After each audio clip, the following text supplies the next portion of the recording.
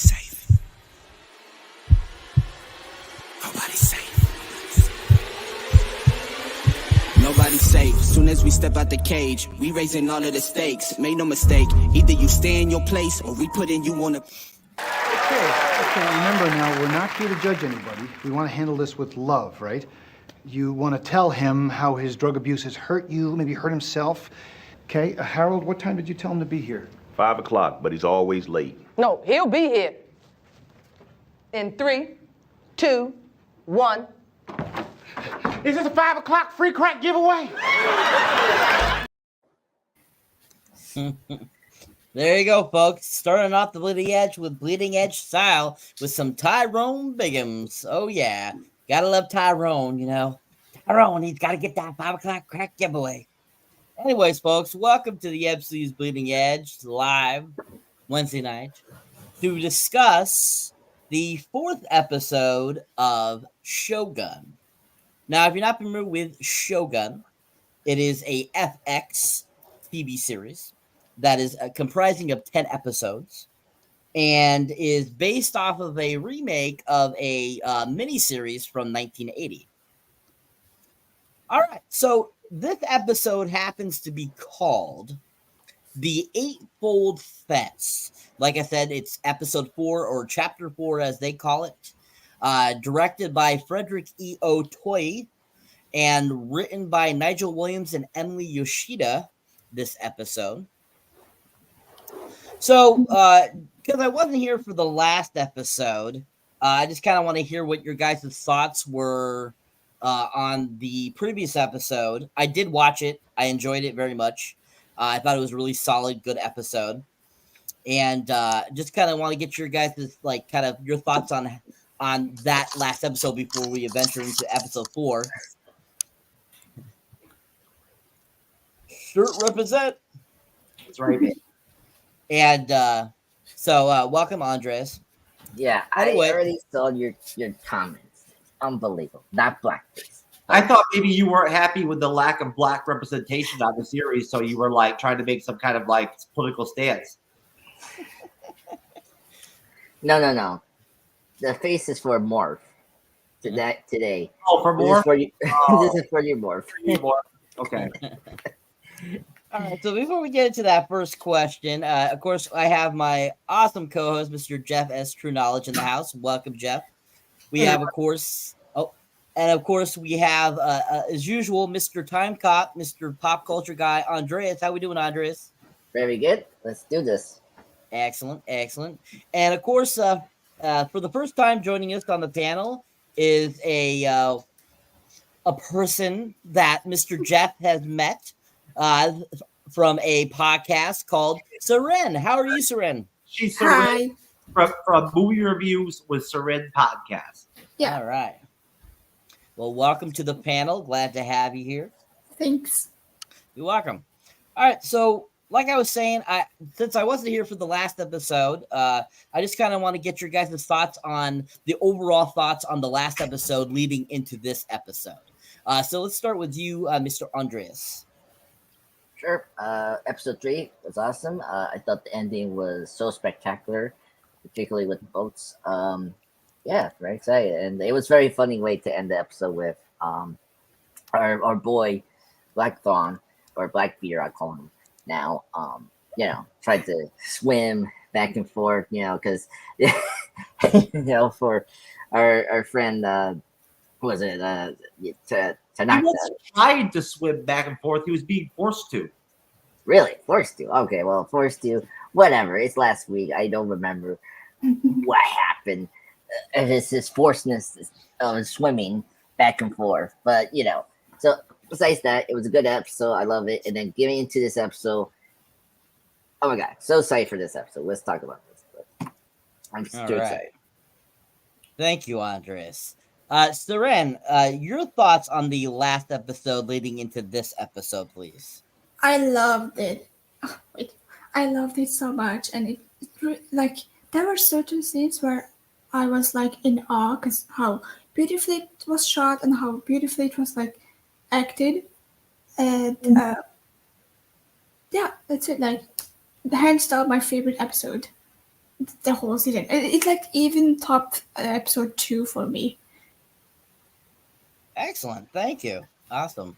And Jeff, your thoughts, sir, leading into this episode? Episode. I mean, look, all the episodes have been really, really high level, right? Like it's all totally like high end. All the cinematography is high end. The score is high end. The intro. I don't know if you're going to mention it or whatnot, but the intro of the show is great. It's like one of those really good watchable ones that you want to watch, right? Like you don't want to like click past it. You kind of want to watch it because the score is great and the music in that intro is great. I really enjoy that intro. But episode 3 was it gave us our first taste of like really real solid extended action, right? And that was like it was good to see. The way that they're pulling off action on this FX series, right, is really high level, like everything else. High end, high level, historically accurate, right? Like, well done, like well shot. Everyone's doing their jobs, type shit. So like, it's all high end. So like, I haven't had very many low ratings on any of these episodes so far, and I'm not going to have a low rating on episode 4. Episode 3 was really good. It was like a really good showcase of Toranaga and Blackthorne at the end. I thought that like scene at the end was really powerful. The diving and the swimming and all that shit and whatnot. Like it was the first time we saw them bond together, like man to man or whatever, right? And having not read the book, I don't really know that much about what's actually going to happen. I'm going by week here in terms of what's going to happen. And I feel like I want to see more of like their relationship together. Like episode 3 maybe want to see more of them together, like one-on-one, right? They seem to have this like sort of chemistry, you know what I mean? That was almost there from jump. And I felt like episode 3 really gave that chemistry a chance to be showcased. That and Anna Sawi had a really strong episode too, which she had another really strong episode 4 too. So she's been killing it. Overall, I mean, I can't remember what I rated it, but I think I gave last week's episode like I don't know. What did I give it, Andres? Like an 8.5 or a 9 or something? You muted. Yeah, a 9 or something like that last week. Cyber, can you imagine if Andre started doing like one of those cab drivers where he had like one of those like cell phones in his ear and he was like doing like telecommunication, like like talking on the phone and shit on the show? Yep. I can see him doing that. Definitely. Oh I think it'd be funny. Now that he's got that second monitor, baby. Yeah. All right. Don't mind us, Ceren. We have a lot of inside jokes here. You'll figure it out. Oh yeah. Time It's- line. 100%. It's funny to just listen to you guys. Very entertaining. Well, we're all brothers, but I have the bigger penis out of the 3 of us. So Oh. just to be clear, You're right. just to establish everything from jump, where we're at here. I'm bigger down there. So Yes, as you can see, we like to. He says that because he knows he actually has the smallest white vision penis that's that right. we have. It's. I'm in denial. Yeah, you're in denial. I don't know what to say about that. It's like kinda way like- too. It's like way too early for this Isn't conversation. it fun to be the only girl with a bunch of like horny old men dudes and whatnot, everything on some live stream? I mean, if you look at it that way, it is like that. But we have like come together to talk about to talk about TV show. So there is a different purpose. Well, yeah. Welcome to the Bleeding Edge, Ceren. You're in for a wild ride. Get ready. Yeah, he warned you. If he warned you, whew, Yep. You haven't seen nothing yet. This is just the start. All right, so like I was saying, great episode 3 was great, and it really led beautifully into this episode 4. So like I was saying, episode 4, of course, the Eightfold Fence, which starts off really, I thought, really fun. I like that we got to see, Toranaga and, him and the whole clan making their way to Ajiro. And basically they end up making their way there. Of course, they are notified before they're getting there that they are coming and that Toranaga is with them. They have a really big welcome for them when they arrive, and they have like this great kind of not party, but it's very much like a welcoming home type of deal. And of course, for respect to Toranaga, they asked him to inspect Yabashiga's army before departing for Edo. So he says some really great commencing words, and he basically says, great army, I approve of it, basically. And so he then he has to go to Edo for some business. That basically leaves Blackthorne and Mariko and Yabashiga and pretty much all the others that were with him there in Ajiro, basically to kind of acclimate to there and kind of be they kind of made it where if they went there, it was kind of hiding them out a little bit and kind of giving them some sort of peace of mind for the time being. So after Toranaga leaves, we get a great sequence where Blackthorne is basically informed of what's going on here in Ajiro, and that basically he's going to be given a house, he's going to be given a stipend, he's going to be given a consort and all this stuff for Cyber. It was like 260 fucking grand.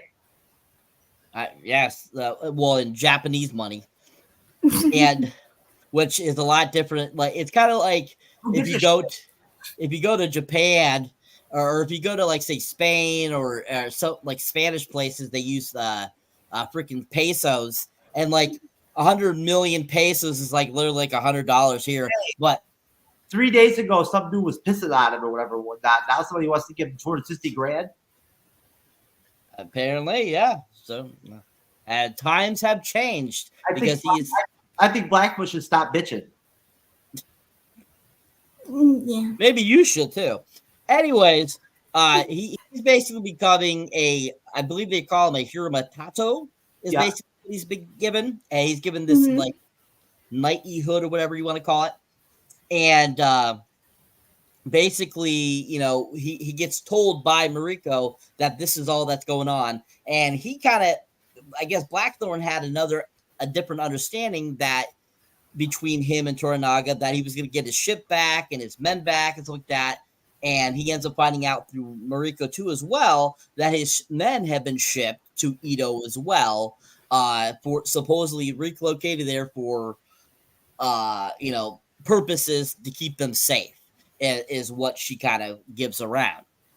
And basically then she kind of explains to Blackthorne too as well that the Erasmus now belongs to Toranaga along with his crew as well. And Blackthorne doesn't like this and he's very upset. So before we move past that, I want to get your guys' thoughts on that kind of that beginning section of the film. Blackthorne finding out all this information, the introduction to Ajiro again, because Blackthorne was there before in previous episode, and kind of your thoughts on that little beginning section of the episode. So I'll start with I'll go first. You'll go first. No, you won't go first because you said you're gonna go first. Okay. You naughty boy. Ladies first. Yes, ladies first. Thanks. I like that. I like that episode. Also, like to me, it was. I'm yelling again. To me, it was like a misunderstanding. In regards of that Blackthorne, because he thought something else, but it was actually something else, and I really like he was kind of like bratty because he said, he was like Mariko was like 6 months, and he said 6 months, and then he like stormed off into the car. So that was very entertaining to me. And also like when the boat scene happened, like when he was here and the other guy was like here and the boat was in between and he was about to like sail, and then he's like, and then he wasn't allowed to, and then he's like, and he's just like throws the pedal. That was also very entertaining for me. But overall that scene, I really liked it. It was like very calm and calm, but also like very what's the word I'm looking for? Ceren, have you noticed that it seems like they've been using the Cosmo Jarvis's Blackthorne? He's been using a lot of his hands and like a lot of like movements to try to display his characters sort of like being out of sorts, like being in a foreign place. If you know what I'm talking about, you noticed a lot of like physical. Yeah, they use like his face a lot, and then his like upper body, like his hands, and I'm a very like gestic. What's it called? I use a lot of hand gestures, so I could relate to that. But as I was saying, like I really liked it. Also, like I felt a bit bad for the person who was supposed to like sleep, but he refused to do that. So yeah. The girl that has to be the consort. She's that's Chiba Nokata. But we'll go to that scene later. But yeah, those are my thoughts. I really like that episode, like the beginning of the episode. Excellent, thank you. Okay, Jeff, now you may go, sir. Thank you, sir. Good job, sir. Chiba Nokata is really good looking. So like, shame on Blackfoot for like spurting her, all that stuff and whatnot, everything. I was not happy with that. Like all Blackthorne does is bitch. Yeah, right. Exactly. Like, seriously, he needs to like slow down and like slow his roll and shit and whatnot. And I'm glad that like Mariko finally put it in check in her own way, her own Japanese way. Like from jump sort of in this episode. I love the entrance of Toranaga into Ajiro, remember whatnot and all that. When he inspected the military, right, with his fan and all that shit and whatnot, that shit was powerful. He's a scene stealer, man. That actor, Horiyuki Sanada, he is a scene stealer. And I thought that was so well done. That first like 7 or 8 minutes where you saw the town come to life to prepare for him showing up, and then all the actors coming off the boats and whatnot, and coming out and whatnot and everything, and him greeting everyone before he departed. I felt like he really like left a powerful presence of the episode, even in the little bit of short time that he had. And watching him rally his samurai was like really cool to watch. I really enjoyed that. And the costume design was a high level all throughout that. Like the costume design, seriously, they did a really good job with the samurai. I thought that they definitely didn't spare any expense with any of this stuff. But how far did we go, Cyber? Did we go all the way out to where Blackthorne gets his guns back? No, not yet. I just went to when basically Mariko and him had that conversation about him having to be there for 6 months to train Shaka's army. Yeah, he's ungrateful. You know what I mean? Yeah. He really is. Like, you think about it, he's lucky to be alive, right? Like, seriously. As it will become a theme throughout the episode, life and death is basically on a whim in their society, this feudal Japanese society. You could say one wrong thing to one person and have to kill yourself. And then day, right? Like, so like that's the reality. And so I'm just kind of like, I'm not trying to I'm not hating on Blackfoot because I'm feeling him. He's my dog, right? I'm glad he finally got it done, and like showed his long sword or whatever, or his long cannon to Mariko later on in the episode that he manned up finally. But I'm tired of him bitching. I wish he'd be more grateful towards Toranaga and whatnot, everything. I mean, he gave him a really good position. He's like a well-respected. He put him in like a well-respected position with his own house and whatnot, everything, and a really attractive consort, right? That's like a high quality, high-born woman. They already said. Mm-hmm. You know? Seriously, he's lucky. I'd be all about that shit. That's my consort. All right, well, let's make sure she sleeps right next to me. That's her consort right next to me at the end of the night. Yes, it would be. That would be you. Yes. Hell yeah. Yes, it would. That's how you All pay right. tax in feudal Japan. Oh, is that how it goes? Okay. If you say so, sir. All right, thank you. Mr. Andres, your thoughts on the beginning of the episode up to when Mariko tells Blackthorne about his 6-month stay. What you got? Okay. This weak ass. Sure thing. All right, I'm your master, Jeff. Shush, shut up, and go to hell. Anyway, yeah. So Go to hell, Jesus Christ! I'm sorry. That's I know. I'm worse than fuck you, I think. You know. Yeah. No, I'm sorry. You switched it up on me now. I'm sorry. We always say go to Krypton, go to Gotham City, go to whatever. I just thought go to hell makes a lot of sense. Anyway, no. The beginning of this episode was really fun. I mean, very cinematic. One thing I do appreciate about the show is that it's very cinematic.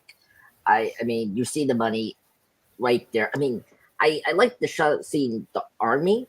Like, it's really cool seeing like both sides and Yeah, he already jumped to the army and all that shit and whatnot already. No, is it? Is when less than 20 seconds into his contribution, he's already gone into the third quarter I'm part talking the army in the village. Every Where they're greedy, other show he does this. ingredient. Oh my god! Don't listen to this little man here that has literally a white vision penis. I think you're just intimidated because I'm on the panel. Oh, fuck you. Fuck you. No, Jeff is just mad because Matthew owned him on the last review we did. He owned him, so he's trying to get back. He's trying to get back his points that he missed up on that episode. I tried to talk shit to Matthew, and Matthew served me up and shit. It sucked. I talked all kinds of shit, and then he served me right up. Oh my god, that was funny. That was very funny. I took it well though, didn't I, Cyber? Yeah, you did. You were a great sport. Yeah. Oh my god. Okay, now you distracted me. What the hell is wrong with you? Now I need to get my concentration back. Okay, when before the Tanaka That's lands, an factor. Maybe TrueKnowledge is on the panel. yeah, whatever. Your distraction, TrueKnowledge. Anyway, when Tanaka before he steps into the land of that village, you see a great shot of the army there. Greeting this person, and it's really great shot of those army there. It's just really great. And as Jeff brought up before, the costume design, everything else is really great. I also like that we brought back the nephew that we saw 2 episodes ago. That was really great. I like that we got more of the see the son a little bit as well. Like, it was great to see, some of the other characters we didn't see from episode 1. So that was really neat. And then going into, the 6 months thing, I mean, Blackbeard just, he's so, like, did he understand the deal that you have to train for 6 months, right? You made that deal. Blackbeard. Blackfoot's cool. His beard's not even black. Why Blackfoot? That doesn't even make sense. He's so we got one person saying he's Blackbeard's ghost or Blackbeard's a pirate, and you're calling him a fucking Blackfoot like he's Indian. He's a freaking Englishman. What the hell's wrong with you people? Does this make logical sense? Are you trying to get the diversity clause in here, sir? I'm called him Blackfoot because last week one of our guests called him Blackfoot, like on accident. I'm doing it in like a cool way. Blackbeard? The fuck is that? No. Excuse me. No. Blackbeard makes sense. Jeff, let Andre finish, please. Okay. Yes, please, Jeff. I know you're excited to talk about this episode, but you need to share. Oh, all right. I can do one better than you. This is for your Marv. Anyway, so the 6 month thing, I mean, first off, Blackthorne should know that the deal was 6 months to train, right? And yes, he wanted to see his man, first, because he is a good captain. He does care about those people, but then at the same time, it's like, you have a duty to train, this army before you get to that point, that. So, and I do agree with, everyone here. Him throwing his just like the movements around his hands and all that. It's because he hasn't yet understand their language yet. I mean, in this episode, when we go through the episode, he's trying to learn their language, and in this moment, he's just frustrated that he cannot say so many things. He still has to have an interpreter, and I can feel sympathy towards him, but at the same time, it's like, come on, dude, stop whining. You at least survive. At least you didn't die, or penny in, by the other enemies and stuff like that. So yeah, and I do agree with our guest here about him throwing that, like, was it that rod in the boat, like a man child, was so No, funny. it was a pedal, I think. A pedal, yeah, like a pedal. Right. That was so funny. I did laugh so loud. I was like, he's like, I hate this. It's like, it was so funny. Fine. Oh my god, fine. I was like, okay, wow, he's just so, so annoying. But yeah, so overall, great episode. The beginning is really awesome. So excited to talk about the other stuff.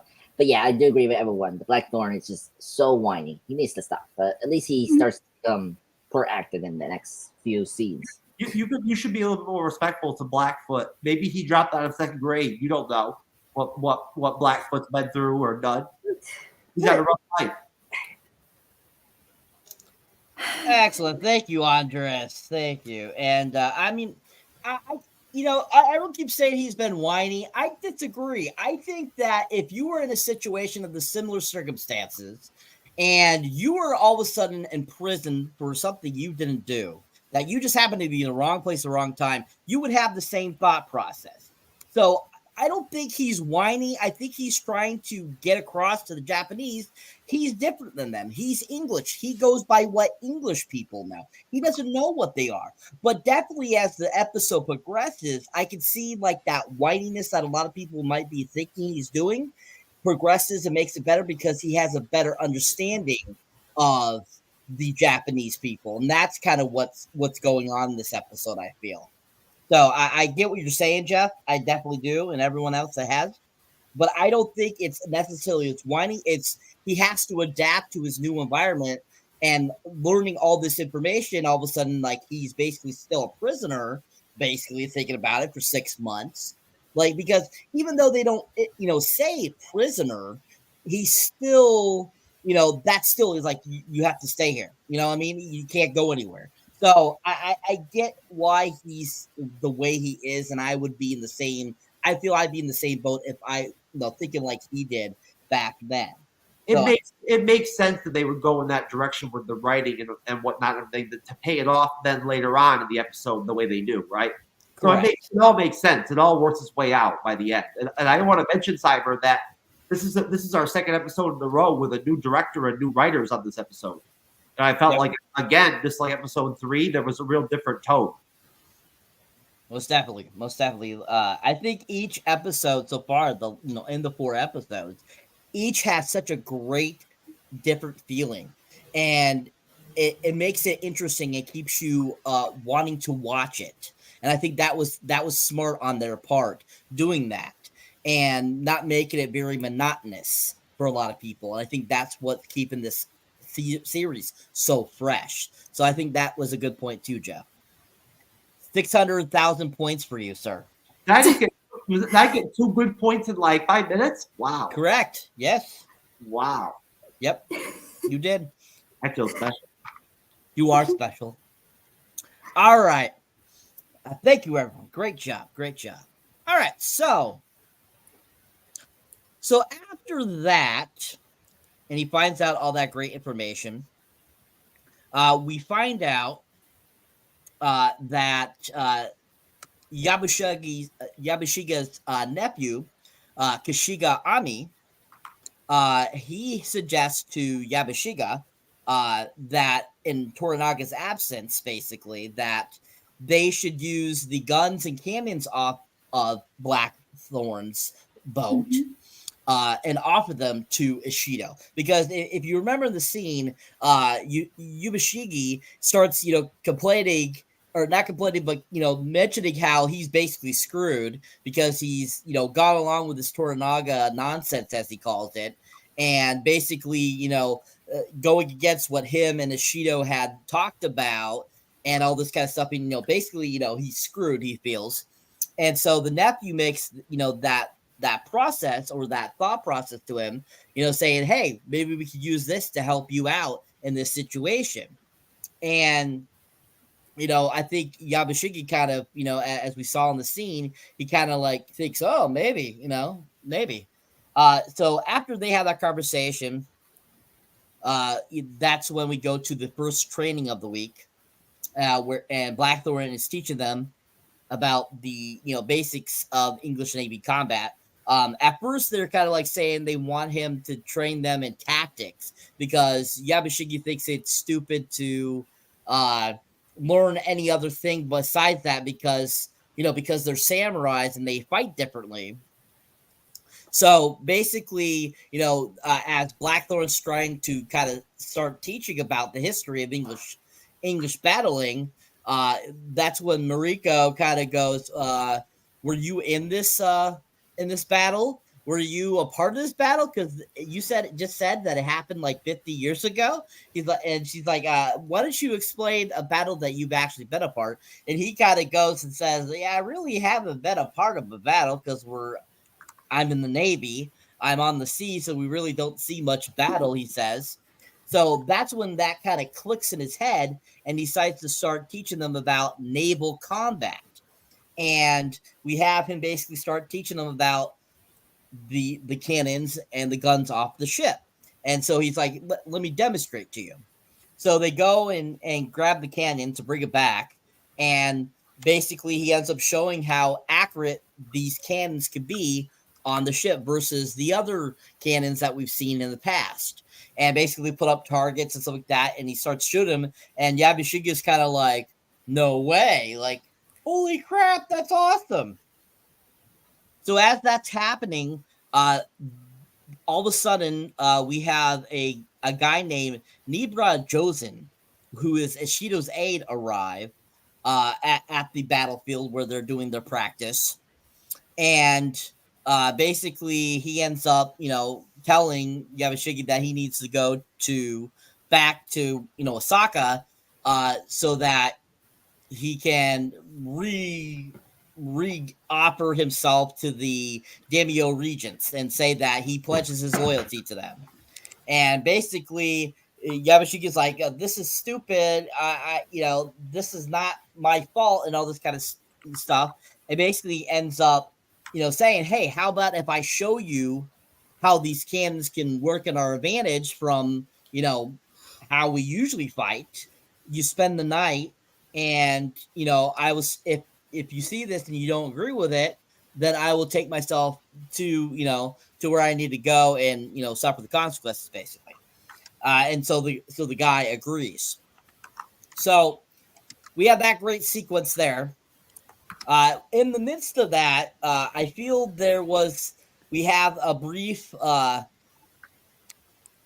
scene that happens in between there with the nephew and his consort, which we have briefly. Then we have, basically, pretty much that's what encompasses that little section of the episode. So we'll stop there and let's talk a little bit about that section. What are your guys' thoughts on that section? What did you love about it? What did you enjoy about it? What did you think about it? Was there anything that really caught your eye? And overall, just your thoughts on that section of the episode. Let's start with you, Andreas, this time. Okay. So yeah, this part was very intriguing because I never really thought about this with Blackthorne. That he's just he's like a shipperman, like he's an explorer, and so he hasn't yet like he. I kind of question it. Like, is he has he been in wars before? That he had experienced that because it was funny when No. yeah, okay, because like only naval shit. yeah, naval ship, and so like it was funny when that reveal happened. I was like, oh, okay, but at the same time, what he suggests to them was a very neat thing. You think about it, like the cannons can help you invade the castle, as he kind of explained it to them. And I mean, because the cannons are very full power, in a far distance, and so I think it benefits them. So he despite he hasn't had those kind of experience of war and all that, he did suggest something that was kind of smart for them to do, because they are very different in their way of fighting and also going to wars. If you learn their history of Japan, they have very different tactics than us. The Spanish, the Portuguese, all those other other nations during that time. So I thought that was really good, and plus the lady that we was it the other the Japanese lady that lost the baby. Chiba Okada. Yeah, Koji. The consort. The consort. I actually like the consort. I was kind of surprised that we got a little bit more of her, and when she, she asks, Blackthorne to give her the guns, and then she did the 20 at, the nephew of ex-Shifa. I was so surprised she did that. That was so cool. And she earned the trust of Blackthorne. That was really great. She's my favorite character of this episode. She's the MVP. She's the Baccarat Bowl Award winner. Yeah. And, because I do feel sorry for her, what happened to her baby in first episode. I mean, it was very tragic. And I thought this episode really gave her, more to do. Like, she and Miracle are really great characters. And I thought they did a really good job of expanding her character. So, yeah, I really dug that. And of course, this is where, Miracle and Blackthorne started to get a little better with their, like, they started to develop feelings to each other, and she's trying her best to, like, tell him not to cross the line, the fact that he has this honorable, title. Position. Yeah, position. Yeah. And so he started to get, into the rhythm of that title and, like, just go with the flow with it. So, but yeah, and then what else? And yeah, the Yaksha, and I'm curious about his nephew. His nephew is so, like, manipulate. Like, I mean, I don't want to go too far, but like, like the way he talks to his uncle and tries to suggest these ideas is kind of intriguing. Like, just like his uncle, he's also trying to go to the ranks as well, trying to please his uncle, and then also, these other things. So it's very intriguing. I really enjoyed this section. It was really engaging. We got a very good, character development for certain characters that we saw previously from, like, either episode 1 or 2, whatnot. So this was a good, like, engrossing section of episode 4. Excellent. Thank you, sir. I just got to ask, though. I mean, the singing that pops up where the nephew's boinking his consort. I mean, did you shy away? No, I was very engrossed about it. I was like, oh my God, he was the man. I was like, wow. He was like, hey, since that one kid banged Yoshiga's chick there, or whatever, not everything. We've only seen him one time since, and like screwed him up. Yeah, I know. I was like, oh my God. Yeah, the nephew was like, nephew was a man. She was there in the next morning talking to him. I was like, oh my gosh, she's another character I like. She's so funny, and she's so beautiful too. I was like, oh my God. So yeah, I wasn't ashamed of it. I love it. It was a very mature scene. But yeah, good on him. Andreas gets 5,000 points for for being man there. I have to give him points for that because I second that. I second that 5,000. Yeah. Oh my God. I wish when I don't want to go jump too far, but the miracle and points doesn't mean that you get to extend your already 60-minute long fucking contribution on the panel. Me and Ceren want to talk too. all right. Well, fuck you, Jeff. You hurt my feelings now. Cybern just gave you points. He didn't say like, here's an extra bonus 5 minutes to talk now. All right. Thank you, Andres. Thank you, Sir Jeff. We'll go to Ceren next, and we'll let Jeff have the last talking point. Thank you, sir. So, Ceren, same question. What did you think about that section of the episode? I loved the village part, especially like when the concert, I think that's her name, like the girl, she did with the gun. I was like, oof, badass. I love that. And also I love the cannon scene because it like reminded me of there was this like in history, this like a war between I think England and somewhere else. And so that really reminded me of that. Also cinematographically, that's a word. It was really, really beautiful to see like the mountains and then the cannon and like at first like they were all very skeptical. They were like, okay, what's this about? And then they were like, and then he did the first like shot with the cannon, and the Lord was like, oh. It was very entertaining to me, and I really enjoyed those two scenes. And the intercourse scene, I skipped because I was like, ugh, that's kind of boring, and I skipped to the next scene. Why? Excellent. Was it not revealing enough for you? No, I was like bored. I think it's like, yeah, okay, this happens, and I think I find it very boring where it's like there's a scene and then there's like this intercourse scene and then there's another scene. So I'm like, I don't really care about that, so I just like skipped. I'm the same way. I barely even paid attention to what happened with Blackthorne and Mariko when it went down. I did two times I watched the episode. Both times I kind of like turned my head there at that time. I did too. I was like, oh, that's obviously like the morning after they were like smiley, and I was like, oh, okay. All right, thank you. All right, Jeff, your thoughts on that section, sir? Well, it won't be very hard for me to smoke Andre's pop culture guy on the panel on this one, just because.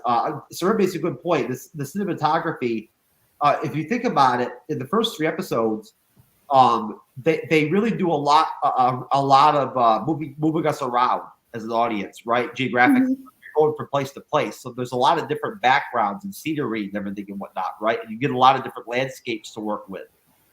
This episode, everything settles down because they're in one spot, right? And that area where they start to do all the cannon practicing and whatnot, and all the training, is pretty bland to look at.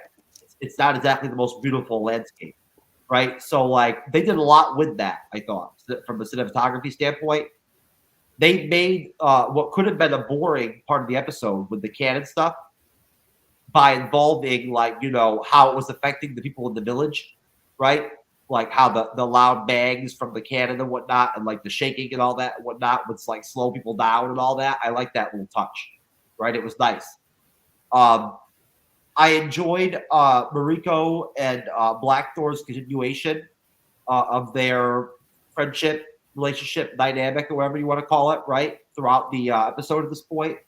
Going back to the first question, I didn't really think that scene where and just to make it clear, the main characters are Lord Yoshi Teranaga, John Blackthorne, Tona Mariko, Kashigi Yabushigi, Ishido Kazunori, Father Martin Elvino, Ochiba Nokada is the consort. Yoshi Nagano, that's Teranaga's son. And then Kashigi Omi, that's the like, bald-headed with a little bit of hair dude that pissed on Blackfoot. and is like, runs the village and all that shit and whatnot. But so I really like. I'm giving the Monica Rambeau Award. The Monica Rambeau Award, Ceren, is an award we give out to like the best secondary character in like a series we watch or whatever, whatnot, that breaks out, right? Like, or even maybe outshines the main characters, right? So we call it the Monica Rambeau Award off of WandaVision. And I give her the Monica Rambeau Award for this episode because she's been great throughout the series. She really has. The whole Ochiba Nokata, played by Fumi Nigado, she's been outstanding. I really enjoyed her. And that scene where she took the gun and actually held the gun up against, Obi was really dope. I really enjoyed seeing, you start to see Blackfoot turn around and like start to like, accept his fate and roll with the punches with things a little bit and whatnot. You start to see him like, make things right from like kind of outbursts and shit from earlier at this point. And the cannon training was great. Like I said, it was great. It was interesting. It was like light action scene type stuff, kind of in a way. The politics is still going on. It's just not as like wide scale because the regions aren't there, right? And Toranaga's not there, but the politics is still going on, right, in the background. And it's hard to peg Toranaga's son, like what his whole deal is. I really don't get his whole deal, like what he's trying to accomplish with his bullshit or whatever, whatnot, or where his head's at. I have no clue. That chick that in that sex scene was pretty hot. I did pay attention to a little bit of it, whatnot, everything, and checked it out. She looked pretty good. And she was obviously probably like a sleeper agent that they sent in, right? The council, maybe the regents or one of the regents or something, right? Or maybe Toranaga or Shidu set her probably there. Probably, right? I thought that maybe it was like his wife or something, Like this is like the House of Cards of like feudal Japan right now. Going on, right? So like it makes sense that she would be somebody that would be sent in, kind of like that assassin that in Toranaga's house for years. Right? Supposedly she's like the best consort in Japan. That chick, whatever the fuck her name is. But so no, I like the fact that they took out the priests. They took out the religious angle from this episode. They took Toranaga out, and they threw it on the secondary characters to carry the show. Right? This is sort of like I felt like maybe like a filler-ish episode. When you think about the fact that this is a 10-episode show, so not a filler episode, but just an episode that's here to kind of like set us up for things that are coming down the pipe later on. And even at that point, it was still a really high quality all throughout this part of the episode, really high quality. And where did we stop at, Cyber? We stop at when Yabushiga invites Nebra Jozen to stay to see the gun battle in the morning, to see how the cannons work. I saw a video on YouTube that said that the difference between the cannons, right, like from what the reason why the cannons were more effective with Blackthorne using his cannons versus like the ones that the Portuguese had brought in or whatnot 50 years ago was because of rifling. Because at this point they'd adapted rifling of the barrels of the cannons, and by rifling the cannons, that makes the pellet more accurate when you shoot it, right? It's that simple. That's the difference. It's rifling, like strafing of the inner part of the barrel, right? Isn't that what it is, Cyber? Like marking almost. Would you do that? Would you do that shit? Yeah, that's how it was in the episode. The spin of the projectile and whatnot, everything in the air, so that it's more accurate when you shoot it. Yeah.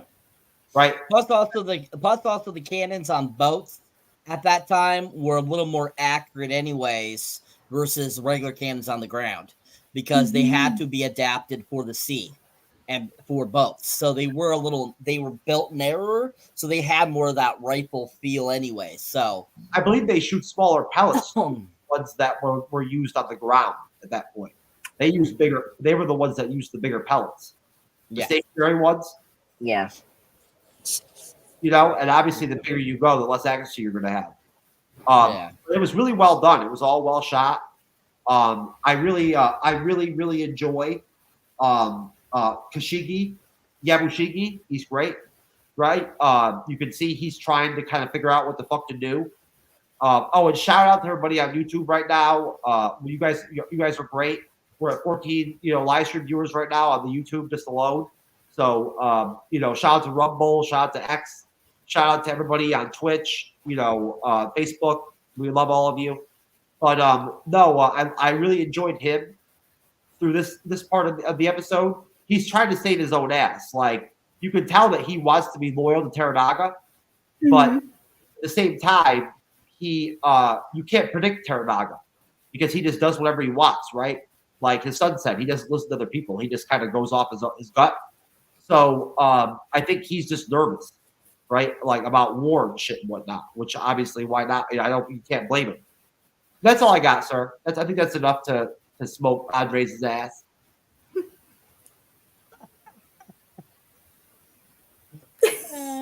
You're about even right now, folks. So you got some work to do.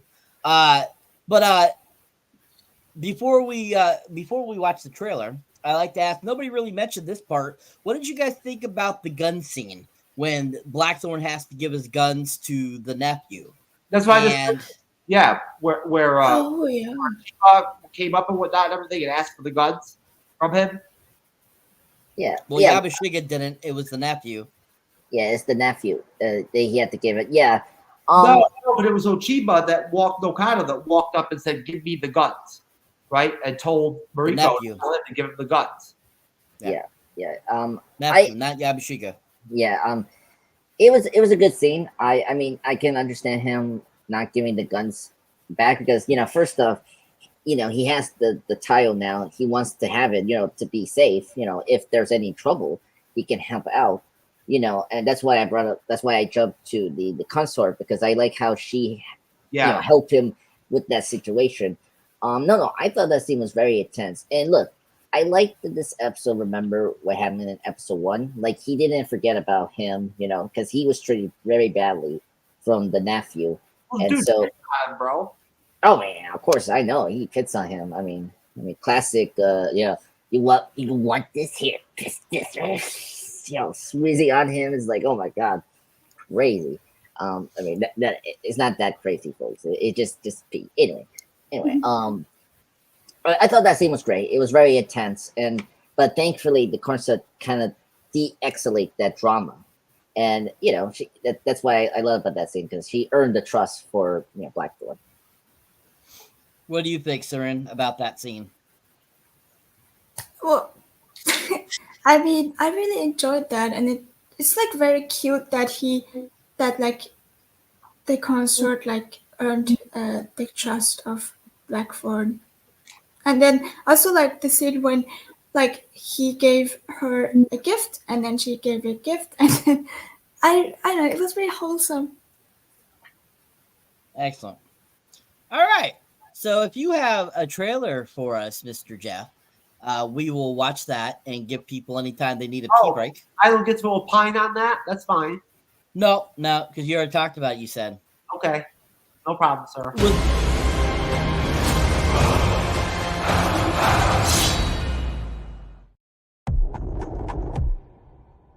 Do not be fooled by our politeness. Our bows are made of rituals. Death is in our air. And sea and earth. Just remember. We live and we die. We control nothing beyond that.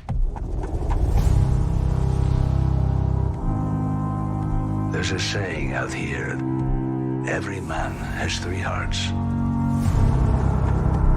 One in his mouth for the world to know. Another in his chest, just for his friends. And a secret heart, buried deep, where no one can find it.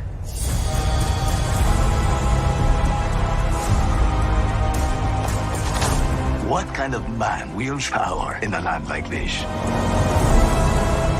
The one with the open or the one you never see? Will I die here? Likely.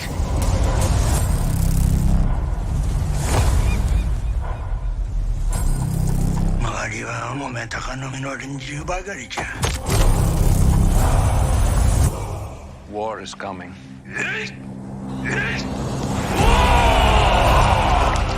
Life and death are the same. Both can have value and purpose. This is not where we die. We should be corpses, I know. But here we are. My life is mine and yours is yours. If you can't see that, you'll never be free of this prison. It is you who is imprisoned. Freedom is all you ever live for. 己の務めを果たす覚悟はできておるか。覚悟はできておりまする。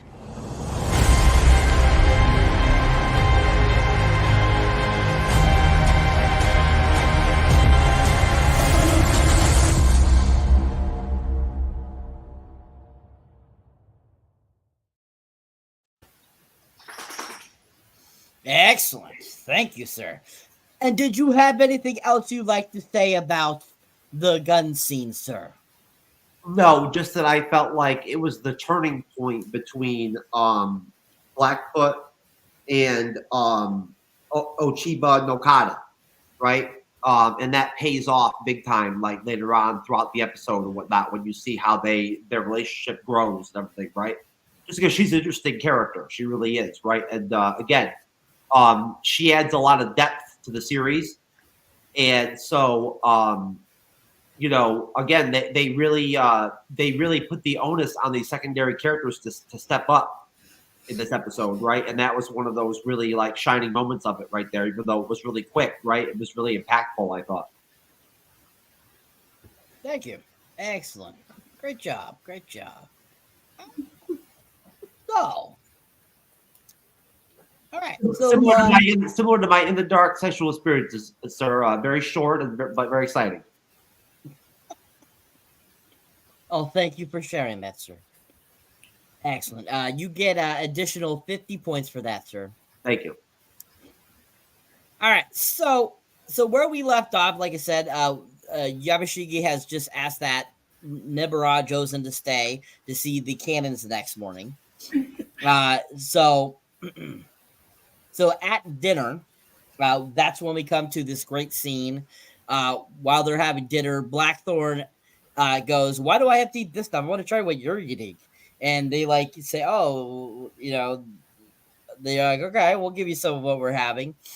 And you know, so they kind of are having a conversation, and that's when the consort comes in and wants to you know, well, they're sitting there eating. That's afterwards. They're sitting there eating, stuff like that, and that's when Blackthorne says, I would like you to, you know, to Mariko, he says, I'd like you to tell, you know, the consort, you know, that he's sorry for how he was before, and he'd like to give her a gift. And so he says, I say I'm sorry for how it's wrapped. I'm not, you know, considered to your customs. And so he hands her, Mariko, the package and gives it to the consort, and she opens it, and it's some guns. And you can see on her face, she's kind of like in awe. She's kind of like, I'm really shocked that you're giving these to me. And, you know, basically she's kind of like stepped back from it. She's like, you know, really shocked.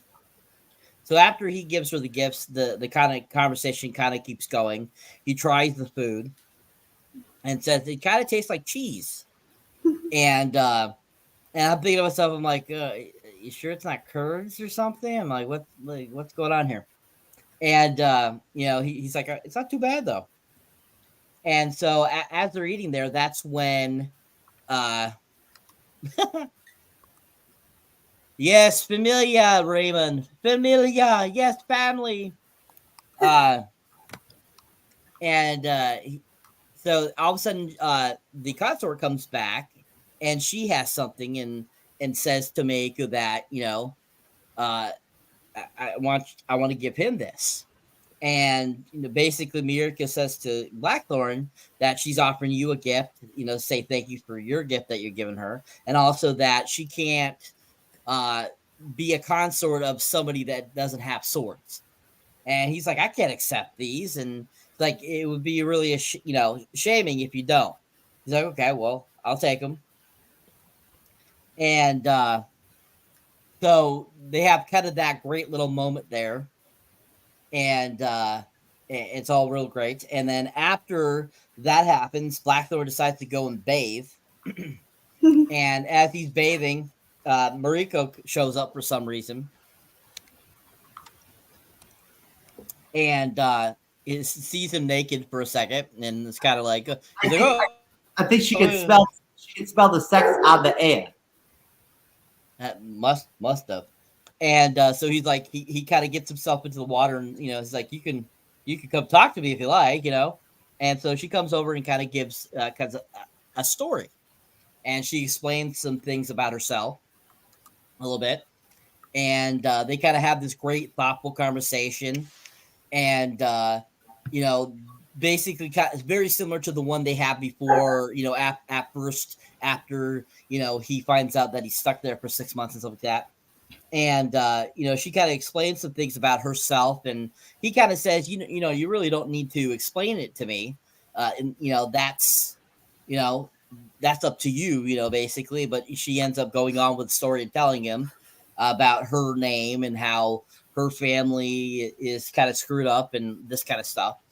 And they kind of have like a moment there as they're talking. So, once that happens, later that night, he's sleeping, and we see Miriko go in front of a thing and kind of like kneel in front of it and kind of like pray kind of thing. And then all of a sudden, the consort comes in and kind of puts a blanket on him and says good night. And she goes out and closes the door, and then all of a sudden the door opens again, and Mariko comes in. She goes over, she kneels below him and like kind of wakes him up, and he kind of like notices who it is, and they go to town. And then the next morning we have a nice little scene where they're kind of smirking and smiling at each other, and they kind of make a joke like, yeah, we agreed on this nice other consort for you, and he's kind of like what? That was you? Like what the hell are you talking about? Different name. I forget what the name was. And they gave herself another name and everything, which was really funny, and they all kind of laughed about it. And then after that, for the morning after the breakfast, they go back to the field to do more training, and Yabashiga's there along with everyone else, and to demonstrate. But then we have another great little scene with the nephew and Toranaga's son. Yes. And basically Toranaga's son's like, I'm more of I am my own man. I am my own person, and I can come up with an idea. I got an idea of how we can get rid of this guy, basically, and that we have this whole mess with Ishido and all this kind of stuff. And the nephew of the other guy is kind of like, I don't know about that, and he's like, yeah, no, watch, we can do this. We can get this done. We're adults. So then we go to the battlefield. And we see Blackthorne has the swords now, and Yabashiga sees that and he goes, now they're giving him swords? Like, what the fuck? Which was super funny. Mm-hmm. And so he's like, wow, we're really going to shit. He's like, basically. And so that Naba Jozen is there. And so they're getting themselves all set up and ready. And then basically Yabashiga says to Toranaga's son, proceed. And so he starts to proceed. He starts to run. And all of them are kind of like going, huh? What's going on here? And then all of a sudden, Toranaga's son's like, basically, you shouldn't be here. You should be seeing our weapons. You shouldn't know this stuff, blah, blah, blah, stuff like that. And basically issues them to fire the cannons and ends up blowing all of Josen and his men away. Sorry. And which was so beautifully done. It looked so realistic. It looked so good. I was blown away with how accurate they had what a cannon blast would look like if somebody was hit by it. It was so well done. And basically blows them away. And all of them are like, and Yabashiga's like, what the hell are you doing? What are you doing? We got this under control kind of deal and stuff like that. And he has them killed, and the Josen guy is like still kind of partially alive, even though half his torso is gone and one of his arms is gone. And he's like basically kind of saying something before he dies by Toranaga's son slicing his head off, and basically Toranaga's son cuts his head off, and that's how the episode ends. So, what are you guys' thoughts on the last part of the episode? And what are your thoughts? About kind of that whole sequence there. What did you think about Toranaga's son, the nephew? What did you think? Kind of like all in all, what did you think of the cinematography, the action, how well they did the battle sequence there at the end where they killed everyone, stuff like that? Take as much time as you like. And just overall your thoughts kind of on that portion of the episode. Let's start with you, Jeff. Oh, I was just high five or like thumbs up with Raven for saying he wants to be on Street Fighter with us. Thank you, Raven. We appreciate you, bro. Be looking forward to seeing you on Friday. But yeah, I'll go first. So I thought that the Mariko Blackfoot sex scene was pretty solid. We did see a pretty good look at Anna Sawi's breasts, and they look pretty nice. They were, you didn't see anything. You can kind of see. No, you couldn't see anything. You could see it a bit. You could see a silhouette a little bit, but you could not see them. I thought I could see her breasts a little bit. Couldn't you see them? No. But you could see like the shape. You can see her taking off her robe. Yeah, that's but not it. Hey, no, you could still see the shape and the nipple, but like from this side. Anyways, go ahead. There you go. It's 2 against 1, brother. Me and Ceren saw some titties, baby. No, Andres agreed with me, so it's 2 against 2, motherfucker. Andres wouldn't even know what a titty is. Fuck you. I see many sex scenes in all movies, like Basic Instinct, Fatal Attraction, and oh my god, so many more, sir. So don't fucking tell me that I haven't seen any sex scenes. You know what? Maybe I'm getting confused. I'm thinking about the sex scene earlier, right? Because you could see her breasts earlier. The other yeah, we did. It was full of light, but this one was either way. Still. The scene with Blackfoot and Ochiba Nokata with the presents and all that was like a tearjerker. It really was. It was like very emotional, I thought. When she came back with not understanding like the significance of the gun as a present to her, until Toda Brico explained it. Right, and she came back with the samurai swords and all that and whatnot, and on one hand, was trying to repay the gift, but at the same time too, make a point that she's not going to be the consort for some dude that doesn't wear swords, right? I thought that was pretty dope on her part. Like she's got some balls, she's got some steel to her spine, and I like that about Ochiba Nokata.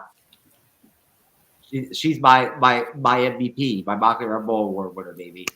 The whole like brutality level of that cannon scene where Toranaga's son had the cannon like unleashed or whatever, whatnot, right? On what's his name? Zozen's men and him, Jozen. That was brutal, man.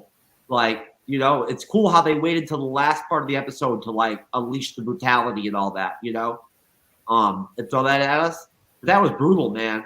Like, I mean, that was like some crazy looking shit. Good for FX. Really well done. Really good special effects. You know, really well shot. And I can't wait to see what Toranaga's going to say to his son over that shit. Right? Like, he's going to be lit.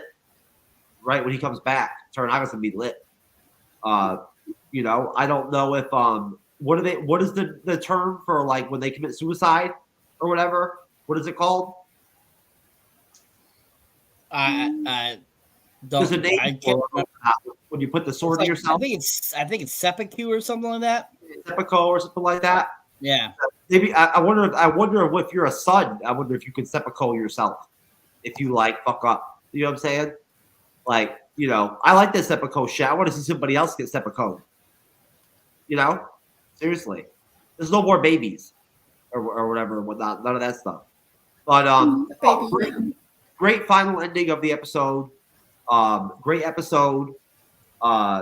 Great payoff to all the women out there and whatnot that are big fans of the show and have been like thirsting for like the Blackfoot, you know, like Tuna Rico sex scene, right? I'm glad they finally got that moment. And so, and I am actually excited to see like what their relationship is going to like unfold into, you know, like how far it's going to go in terms of like how the depth of it, I guess, right? Like if they're actually going to fall in love and like have some kind of like real relationship where they're going to like, you know, like that kind of deal, right? Like, you know, but it was really funny. It was actually some good humor because when they're sitting there together, the three of them, after like they fuck. Oh my! It's my. Can you guys hear me? I'm frozen. Yeah, we hear you. Oh, you can hear me. I'm all frozen. Yes, frozen. You're just froze, but we can hear you. I always freeze in the best positions. Look at me. I look all profound and shit, right? You know. Yep. I'm telling you, I'm really good at being frozen. Like seriously, I'm the one person that's good at being frozen. You're Iron Man. Yeah, I look good. I'm like about to drop some bombs and shit. There you go. So, anyways, while I still have audio, I'll take advantage of it and, you know, just say that overall, the humor was great at the end there. Like, when Blackthorne tries to say, like, you know, oh, I had such a great night last night, right? Mariko says something like, oh, you like that concubine or whatever, whatnot, right? That, like, I had over for you, you know? And, it was just really good. It was really good humor. That's all I'm going to say. Okay. Excellent. All right. Ceren, your thoughts on the last portion of the episode, please. So, in the bath scene, I like when there were this really cool like visual scenes by Mariko when she was telling her about her story to Blackthorne. And I really like that. And also, like, as a woman, I can understand why that happened because he likes talks. So he has talks, and then even I got like a bit like, that's very cute. I was like, oh, it's very cute. And then like he had this like very like soothing voice as well. And then I don't know. I as a woman, like I felt something. I was like, oh, that's very cute. And then I knew that something would like that happened because it would like happen. Was it something like that would happen? So, because like from the vibe, and it was such a vibe.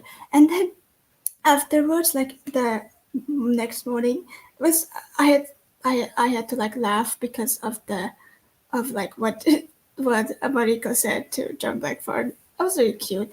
And then like at the battle scene, this like I think the son was it, right? He sees like John Blackthorne with the sword. He's like, now he has a sword. I had to laugh about that. It's very fun. That was very funny. Then also, the whole battle scene was really, really cool. Like, it reminded me of like those movies I used to watch as a child, as teenager, as a Japanese. I don't remember the names of those movies, but I had like I had gotten reminded of that.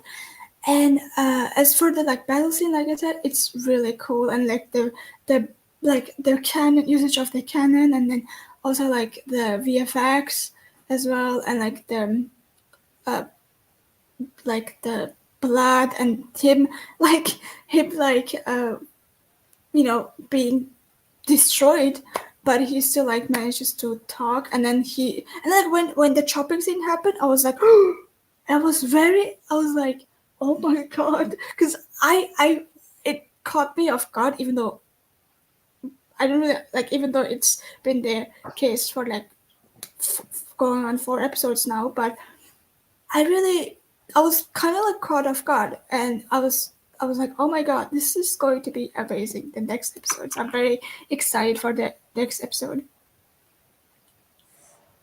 Excellent. Thank you. Great job. All right, Andres. Your thoughts, sir, on the conclusion of the episode. Sure. So, I mean, first up, I think all of us can agree we're so happy that Miracle and Blackthorne was together finally after 3 full episodes of Belly Dad, which was really great. I really appreciate that, because that I mean, who cares about her husband last episode? He was a douchey husband who didn't care about his son or anything like that, and he died in such a awful way off screen, which was lame. But anyway, who cares? So we didn't care about that. So we were happy that Miracle was getting with Blackthorne, was just great. And one thing I appreciate, I think why she started to fall in love with Blackthorne is because despite how rugged and very outsider he is, and as many of the Japanese people in the show has called him as a barbarian, but a couple of times he isn't. He's very gentleman. He is a very rugged person, but like he does show compassion and some like professional dignity to respect their culture in a way. I mean, he's trying to learn their language. I mean, we see throughout the episode he's trying to learn slowly their language. I mean, Miracle is helping him too, to develop that, which is really neat.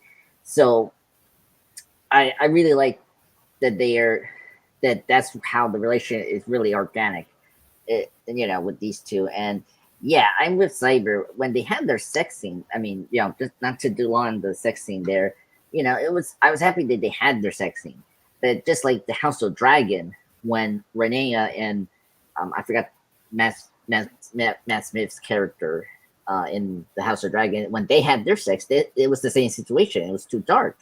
I don't know what was going on with the cinematographer for this episode. I was like, everything is so lit in this episode, and then this one scene in particular. But at the same time, I do want our viewers to understand that maybe some actors are willing to go to do the sex scenes fully, and there's some they're not comfortable with. So I can understand that maybe this actress just wasn't comfortable to show that, and I respect that. But at least we got it, and we got the relationship moving forward. And then and the ending.